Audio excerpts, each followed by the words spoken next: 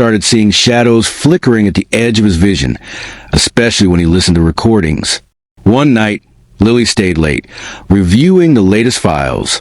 The room was dim, the glow of her laptop illuminating her face. Suddenly, her screen flickered, and the audio file she was listening to distorted into a jumble of static. Then, a voice, low, raspy, unmistakably that of Slender Man, whispered directly into her ear, "Stop lying." Lily froze, her heart pounding. She looked around, but no one was there. The room was silent, except for the hum of the computer.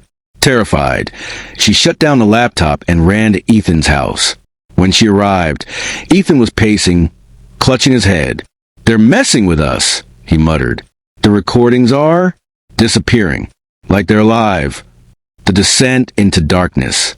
The friends convened the next night, determined to confront whatever was haunting their recordings. They decided to return to Elmwood Farm, this time armed with cameras, flashlights, and resolved to end the nightmare. As midnight approached, the atmosphere grew oppressive. The air was thick, and an unnatural silence had fallen over the landscape. They set up their equipment once more, positioning cameras to capture every angle. Then, the whispers began, soft, almost inaudible at first, then growing louder, overlapping the cacophony of voices. The ground beneath their feet seemed to pulse, as if the earth itself was alive. Suddenly, a figure appeared in the distance, a tall, ragged silhouette that moved with jerky, unnatural motions. Its eyes blazed red, piercing through the darkness. "Why are you here?" Lily demanded, voice trembling. The figure paused and hissed, "Lying." The recordings flickered wildly, and the air grew frigid. Shadows darted around them, coalescing into grotesque forms. The friends tried to run, but the landscape seemed to shift, trapping them in a nightmare. The final revelation. The next morning, Ethan awoke alone in his basement. His friends were gone.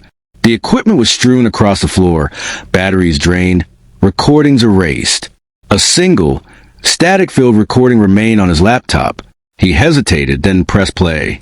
The audio was distorted, but he could hear a voice whispering, "You lied." A cold dread settled over him. As he looked around the room, he saw shadows flickering at the edges of his vision, and a faint whisper echoed in his mind. "You're lying." Ethan tried to scream, but no sound came. The darkness crept closer. Epilogue.